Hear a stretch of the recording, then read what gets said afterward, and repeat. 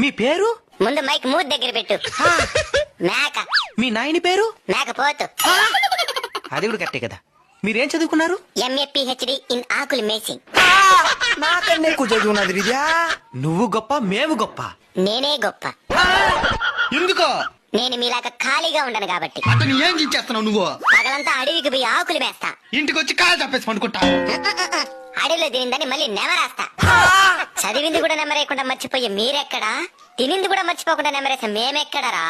Bloody fool. తినేస్తా నిన్ను. భయం మా బయోడేటాలో లేదురా బోచెడేకే. ఎప్పటికన్నా నేను ఇంటికి మేమే కాబట్టి మేమే గొప్ప.